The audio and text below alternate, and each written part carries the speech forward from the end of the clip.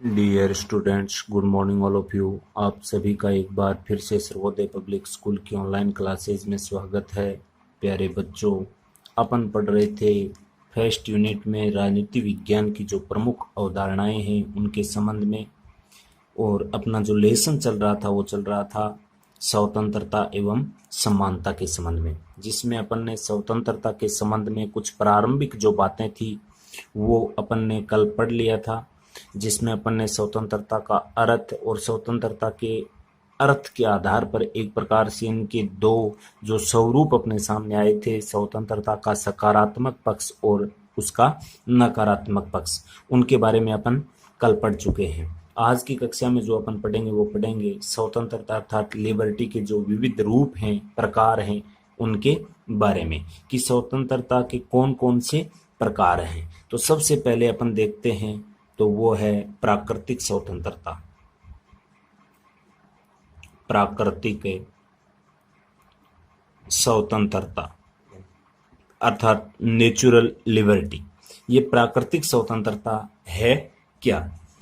अपन अच्छे से जानते हैं कि मनुष्य को स्वतंत्रता के लिए एक प्रकार से आदिकाल से ही संघर्ष करना पड़ रहा है, क्योंकि मनुष्य है वो एक प्रकार से जब इस दुनिया में अपना कदम रखता है, अर्थात जब वो जन्म लेता है तो बिल्कुल स्वतंत्र उत्पन्न होता है या पैदा होता है, और उसके बाद मनुष्य किसी मानवीय संस्था के रूप से उनको स्वतंत्रता प्राप्त करनी होती है। लेकिन प्राकृतिक स्वतंत्रता के अंतर्गत किसी मानवीय संस्था के द्वारा कोई स्वतंत्रता प्रदान नहीं की जाती, बल्कि वो क्या होती है, प्रकृति प्रदत्त होती है। तो इसमें अपन देखें तो लिख सकते हैं कि मनुष्य को स्वतंत्रता का प्राकृतिक स्वरूप किसी मानवीय संस्था के द्वारा प्रदान नहीं किया जाता है। तो किसके द्वारा किया जाता है? ये किसी मानवीय संस्था के द्वारा प्रदान नहीं किया जाता, बल्कि प्रकृति प्रदत्त स्वतंत्रता होती है। यह अपन को ध्यान में रखनी है। और साथ में अगर अपन बात करें तो ये प्रकृति द्वारा मनुष्य के जन्म के साथ ही उनके व्यक्तित्व से ये जुड़ जाती है प्राकृतिक स्वतंत्रता, और इसमें व्यक्ति है वो अन्य को इस प्रकार की स्वतंत्रता का हस्तांतरण नहीं कर सकता। और ये स्वतंत्रता जैसे ही राज्य अस्तित्व में आया तो धीरे धीरे जो प्रकृति प्रदत्त अर्थात जो प्राकृतिक स्वतंत्रता थी वो धीरे धीरे क्या हो गई, लुप्त हो गई। और इसी कारण रूसो जो समझौतावादी एक विचारक हुए हैं, रूसो, उन्होंने कहा था कि मनुष्य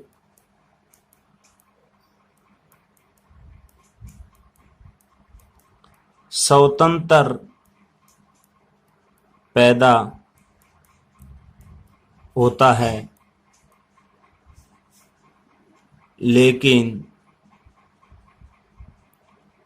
सर्वत्र बंधनों में जकड़ा रहता है। यह अपन को ध्यान में रखना है कि मनुष्य स्वतंत्र तो पैदा होता है, लेकिन जो विभिन्न बंधन है उनसे वो बंधा हुआ रहता है। जो एक रूसो थे, ये आपको पहले भी बता चुका हूँ, समझौतावादी सिद्धांत के समर्थक थे। समझौतावादी सिद्धांत को देने वाले एक दार्शनिक कह सकते हैं, विद्वान कह सकते हैं, वो थे। और इस संबंध में उन्होंने कहा कि मनुष्य बिल्कुल जब पैदा होता है, जन्म लेता है, उसमें बिल्कुल स्वतंत्र होता है, लेकिन बाद में विभिन्न प्रकार के बंधनों से वो क्या हो जाता है, आप जकड़ जाता है।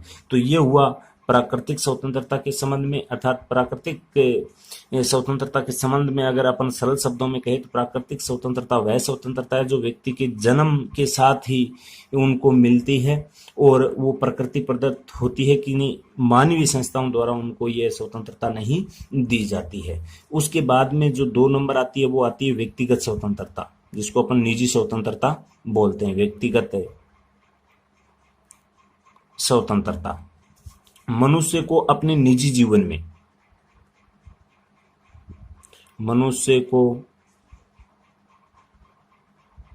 अपने निजी जीवन के कार्य में स्वतंत्रता मिलनी चाहिए। यानी कि मनुष्य का अपना जो निजी जीवन है उनमें भी स्वतंत्रता मिलनी चाहिए, जिसको अपन निजी या व्यक्तिगत स्वतंत्रता के नाम से जानते हैं। क्योंकि व्यक्तिगत कार्यों में केवल समाज का हित हो उसी क्षेत्र में उस पे बंधन लगाए जा सकते हैं, अन्य पे नहीं। और लोकतांत्रिक देशों में अगर अपन देखते हैं तो मनुष्य की ये पहली पसंद होती है, उनकी विचार होते हैं, क्योंकि मनुष्य की अपनी पसंद, अपने विचार, अपनी व्यक्ति, अपना खान पान, रहन सहन, धर्म, परिवार आदि क्षेत्र में उनको बिल्कुल रूप से स्वतंत्र छोड़ दिया जाता है, जिसको अपन निजी स्वतंत्रता के नाम से भी जानते हैं। यानी कि निजी स्वतंत्रता है एक प्रकार से मनुष्य को खान पान की स्वतंत्रता, कि वो कुछ भी खा सकता है, कुछ भी पी सकता है, खान पान की स्वतंत्रता, रहन सहन की स्वतंत्रता, परिवार की स्वतंत्रता, धर्म की स्वतंत्रता, विचार अभिव्यक्ति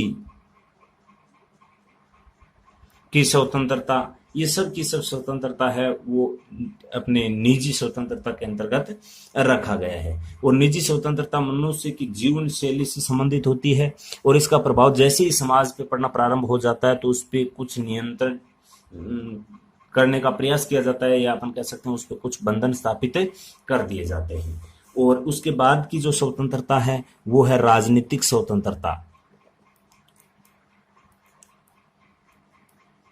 राजनीतिक स्वतंत्रता, राजनीतिक स्वतंत्रता का अर्थ ये हुआ कि एक नागरिक होने के कारण, यानी कि अपने देश में अपन अच्छे से जानते हैं, अपने देश के नागरिक होने के नाते अपने देश के प्रत्येक नागरिक को राजनीतिक स्वतंत्रता भी प्रदान की गई है, जिसमें वो राजनीतिक व्यवस्था या राज व्यवस्था में अपनी हिस्सेदारी सुनिश्चित करता है और प्रत्येक नागरिक को राज व्यवस्था में अपनी भागीदारी सुनिश्चित करने के लिए उसको मत देने का अधिकार दिया गया है, चुनाव में हिस्सा लेने का अधिकार दिया गया है, सार्वजनिक पदों पर नियुक्ति पाने का अधिकार भी दिया गया है। यानी कि मतदान, मत देने का अधिकार, चुनाव लड़ने या चुनाव में हिस्सा जिसे अपन बोलते हैं, भागीदारी जिसे बोलते हैं, वो करने का, और साथ में जो सार्वजनिक पद हैं, सार्वजनिक पदों पर सुशोभित होने की स्वतंत्रता है, जिसको अपन राजनीतिक स्वतंत्रता के नाम से जानते हैं। और उसके बाद में अगर अपन देखते हैं तो वो आती है नागरिक स्वतंत्रता। नागरिक स्वतंत्रता के संबंध में आप अच्छे से जानते हैं, एक नागरिक होने के नाते मनुष्य को जिस देश का वो नागरिक है उस देश से मिलने वाली स्वतंत्रताओं को अपन किस नाम से जानते हैं? नागरिक स्वतंत्रता। और अपन अच्छे से ये भी जानते हैं कि अपने देश में जो स्वतंत्रताएं दी गई है, मूल अधिकार हैं, उसके अंतर्गत जो जिसको अपन बिल ऑफ राइट्स के नाम से जानते हैं, अनुच्छेद 12 से 35 जिसमें स्वतंत्रता का अधिकार है वो है 19 से 22।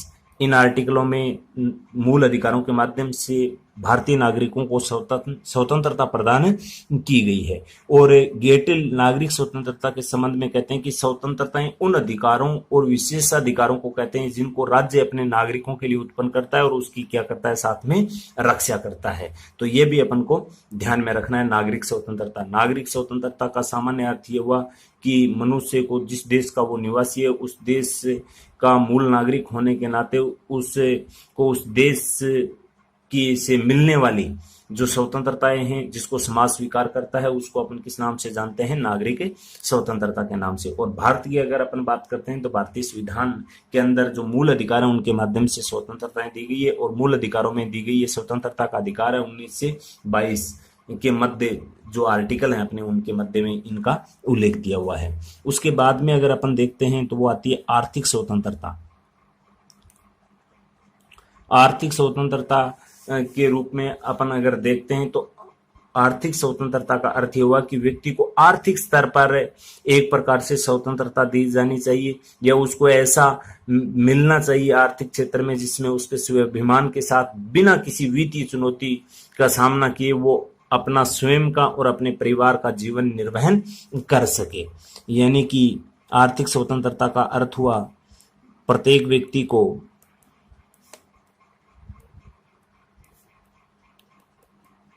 आर्थिक स्तर पर ऐसा बनाना चाहिए या उसको ऐसी स्वतंत्रता दी जानी चाहिए जिससे वह अपना वह अपने परिवार का बगैर किसी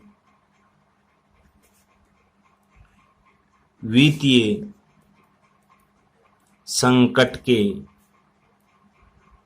जीवन निर्वहन कर सके। और इसमें अपन अच्छे से जानते हैं आर्थिक स्वतंत्रता के संबंध में कि आर्थिक स्वतंत्रता स्थापित करने के लिए जो अपने समाज के अंदर गरीब और अमीर के मध्य में जो विषमता है उसको कम करने का प्रयास किया गया है, जिसमें एक प्रकार से जो शोषण का दायरा है वो क्या हो, कम हो, और व्यक्ति की जो आर्थिक गुलामी है वो अवस्था अब नहीं रहे। उनकी आर्थिक उन्नति के लिए अनेक प्रकार से उनको अवसर प्रदान किए जाए, उनको रोजगार प्रदान किए जाए, अर्थात उसको रोजगार देने का प्रयास किया जाए ताकि आर्थिक समानता स्थापित की जा सके। जो अपने समाज के अंदर जो गरीब और अमीर के बीच की जो दूरी है उसको क्या किया जा सके, इसी के माध्यम से कम किया जा सके। उसके बाद में अगर अपन देखते हैं तो वो आती है धार्मिक स्वतंत्रता। धार्मिक स्वतंत्रता, धार्मिक स्वतंत्रता के संबंध में अपन अच्छे से जानते हैं कि मनुष्य किसी भी धर्म की अनुपालना कर सकता है, किसी धर्म का अनुयायी बन सकता है, उनकी वो स्वतंत्रता है। अर्थात अपन अच्छे से जानते हैं जो भारतीय संविधान के भाग 3 के अंदर मूल अधिकारों के अंदर संविधान के आर्टिकल 25 से 28, अनुच्छेद 25 से 28 के मध्य धार्मिक स्वतंत्रता का उपबंध किया गया है, जिसमें यह कहा गया है कि जो धर्म है वो व्यक्ति का एक निजी मामला है, वो किसी भी धर्म का अनुपालना कर सकता है या वो किसी धर्म का अनुयायी बन सकता है, वो किसी भी धर्म को मान सकता है। तो अपन कह सकते हैं सीधे अर्थों में धार्मिक स्वतंत्रता का अर्थ हुआ अंतर संबंध या अपन कह सकते हैं अंतःकरण की स्वतंत्रता, और ये व्यक्ति को एक प्रकार से अपनी आस्था के लिए बिल्कुल छूटे देता है और जो अपने धार्मिक संस्कार हैं उनकी वो अनुपालना कर सकता है। ये भी साथ में इसमें उल्लेखित है। और अपनी जो रीति रिवाज है उसके हिसाब से वो पूजा पाठ कर सकता है, अपने धर्म का प्रचार प्रसार कर सकता है, और धर्म के नाम पर किसी भी जो अपने समाज की विकास के संबंध की जो व्यवस्था चल रही है उसको भंग नहीं कर सकता। अर्थात अपन कह सकते हैं धर्म परिवर्तन की अनुमति की स्वतंत्रता नहीं है, बाकी किसी भी धर्म को अपन अपना सकते हैं, किसी का प्रचार प्रसार कर सकते हैं, किसी भी तरीके से अपन पूजा अर्चना अपनी कर सकते हैं। यह है स्वतंत्रता, धार्मिक स्वतंत्रता। उसके बाद में अगर अपन बात करते हैं वो आती है नैतिक स्वतंत्रता। नैतिक स्वतंत्रता के अंतर्गत अपन देखते हैं तो वो जिसको अपन चारित्रिक या चरित्र या अपन कह सकते हैं नैतिकता के संबंध में स्वतंत्रता की बात कही गई है, जिसमें अंतःकरण में नैतिक गुणों से प्रभावित जब व्यक्ति कार्य करता है तो वो नैतिक स्वतंत्रता का कार्य करता है, या अपन कह सकते हैं कि एक प्रकार से जब व्यक्ति कार्य करता है तो वो नैतिक स्वतंत्रता के संबंध में लोभ है, घृणा है, दुर्भाव, क्रोध है जैसी चारित्रिक दुर्बलताओं से होकर करने वाले कार्य को अपन नैतिक परतंत्रता के अंतर्गत आता है। तो इस प्रकार के जो घृणित कार्य हैं जिसमें लोभ है, घृणा है, दुर्भाव है, क्रोध है, इनको त्यागना चाहिए और व्यक्ति को सदाचारी, नैतिक चरित्र, सदाचारी, सत्यता के मार्ग पर चलकर कार्य करने चाहिए। तो इस प्रकार की स्वतंत्रता को अपन किस श्रेणी में रखते हैं? नैतिक स्वतंत्रता के अंतर्गत रखते हैं। उसके बाद में अगर अपन देखते हैं तो वो आता है सामाजिक स्वतंत्रता। सामाजिक स्वतंत्रता की अगर अपन बात करते हैं तो अपने समाज के अंदर समानता की बात कही गई है, जिसमें जाति, धर्म, लिंग, समुदाय आदि के आधार पर किसी भी प्रकार का कोई भेदभाव नहीं किया जाना चाहिए, जिसको अपन सामाजिक स्वतंत्रता के अंतर्गत रखते हैं। क्योंकि अपने समाज है वो अनेक जाति धर्मों आदि में बटा हुआ है, तो जिसमें जाति, धर्म, वर्ण, लिंग आदि के आधार पर किसी भी प्रकार का कोई भेदभाव नहीं होना चाहिए, जिसको अपन सामाजिक स्वतंत्रता के नाम से जानते हैं। और अपने संविधान में समानता के अधिकार इसी स्वतंत्रता को पुख्ता करते हैं। और कानून के समक्ष अगर अपन बात करते हैं समानता की, तो वो भी इसी श्रेणी में आती है कि कानून के समक्ष सब समान होंगे। कानून किसी के साथ जाति, धर्म, लिंग, समुदाय आदि के आधार पर कोई भेदभाव नहीं करेगा। और उसके बाद में अगर अपन बात करते हैं राष्ट्रीय स्वतंत्रता की, तो राष्ट्रीय स्वतंत्रता के संबंध में अपन अच्छे से जानते हैं। कोई राष्ट्र जब संप्रभु राज्य बन जाता है या संप्रभु राष्ट्र बन जाता है, राष्ट्रीय स्वतंत्रता में अगर अपन देखते हैं स्वतंत्रता के अंदर, तो उसका अर्थ यह होता है कि कोई राज्य जब संप्रभु का अर्थ होता है जब कोई राष्ट्र आंतरिक और बाहरी रूप से अपनी नीतियों को निर्धारण करने में बिल्कुल क्या हो, स्वतंत्र हो, तो उसको संप्रभु राष्ट्र माना गया है। अर्थात अपन कह सकते हैं किसी दूसरे शक्तिशाली राष्ट्र के अधीन कोई राष्ट्र ना हो और अपनी नीतियों का स्वतंत्र निर्धारण करने की क्षमता रखता हो। और देशों में आपस में अपन कह सकते हैं कि विभिन्न जो देश हैं वो एक दूसरे से बिल्कुल क्या होते हैं, स्वतंत्र होते हैं अपनी नीतियों के निर्धारण करने के लिए। और इसी का और ही अगर अपन सरल अर्थों में देखते हैं तो उपनिवेशवाद इसका सबसे बड़ा शत्रु होता है। अर्थात किसी भी अन्य राष्ट्र के अधीन की स्वतंत्रता नहीं होती, बिल्कुल अपने राष्ट्र की नीतियों के निर्धारण करने में, अपने देश की राज व्यवस्था चलाने में या अपने देश के अंदर शासन की सुव्यवस्था को स्थापित करने के लिए राष्ट्रीय स्वतंत्रता की आवश्यकता होती है। और जिसमें राष्ट्र का क्या होना आवश्यक है, संप्रभु। अर्थात संप्रभु का अर्थ होता है आंतरिक और बाहरी रूप से अपनी नीतियों का स्वतंत्र रूप से उसका निर्धारण करे। और राष्ट्रीय स्वतंत्रता के बिना व्यक्ति जो अपन अन्य स्वतंत्रताएं पढ़ी हैं, जिसमें यह राजनीतिक स्वतंत्रता है, नागरिक है, आर्थिक है, धार्मिक है, नैतिक स्वतंत्रता, उसकी कभी कल्पना ही नहीं की जा सकती। और संवैधानिक स्वतंत्रता, इससे आगे का जो पार्ट आता है वो आता है संवैधानिक स्वतंत्रता का। संवैधानिक स्वतंत्रता का अर्थ हुआ कि जब किसी देश की शासन व्यवस्था के संचालन के लिए एक संविधान के द्वारा अपन कह सकते हैं कि उन संविधान के दायरे में रहकर नियम कानून के तहत किसी राष्ट्र का शासन संचालित किया जाता है, तो संविधान द्वारा प्रदान की गई स्वतंत्रता होती है। और संविधान में ऐसी स्वतंत्रताएं के संरक्षण के लिए संविधान है वो एक प्रकार से गारंटी देता है और उसमें शासन में किसी भी प्रकार की कोई कटौती नहीं की जा सकती। और इस संबंध में अपन अच्छे से जानते हैं भारतीय संविधान के अंदर जो भाग 3 है उसका एक आर्टिकल है 32, जिसको अपन बोलते हैं संवैधानिक उपचारों का अधिकार, क्योंकि इसके माध्यम से अपने संविधान के अंदर जो भी अपने को अधिकार मिले उनका संरक्षण करता है। वो कौन सा करता है? आर्टिकल 32 अर्थात संवैधानिक उपचारों का अधिकार। अर्थात अपने किसी भी प्रकार से अगर अधिकारों का हनन होता है तो संवैधानिक उपचारों के अधिकार के माध्यम से अपन उनका संरक्षण प्राप्त कर सकते हैं।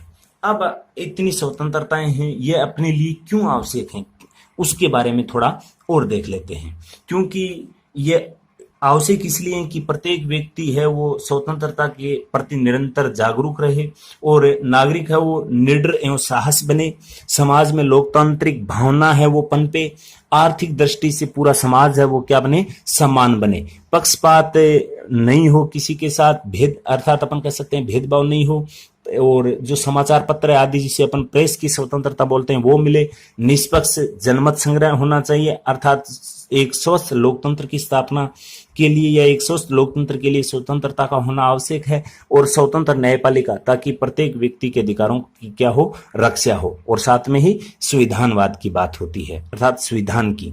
और अब देखते हैं कि इस प्रकार की स्वतंत्रता आवश्यक है तो इसको स्थापित करने में कुछ बाधाएं भी आती हैं। तो बाधाएं ये आती हैं कि स्वतंत्रता के लिए प्रत्येक जो नागरिक है अशिक्षा की वजह से जागरूक नहीं है, अर्थात अशिक्षा हो गई, गरीबी हो गई, जो विभिन्न संसाधन है उनका अभाव हो गया, अराजक वातावरण हो गया, कार्यपालिका अपनी मनमर्जी का जो आचरण करती है वो भी एक प्रकार से स्वतंत्रता के मार्ग में बाधक बनता है, और राष्ट्रवादी जो राष्ट्र विरोधी जो तत्व हैं वो भी एक प्रकार से स्वतंत्रता में बाधक बनते हैं। साथ में आतंकवाद जो स्वतंत्रता में एक सबसे बड़ा बाधक तत्व बना हुआ है। तो ये कुछ एक इसके बाधक तत्व हैं जो स्वतंत्रता की स्थापना करने में या व्यक्ति को विभिन्न या अपने समाज के अंदर एक स्वस्थ लोकतंत्र की स्थापना के लिए जो स्वतंत्रता की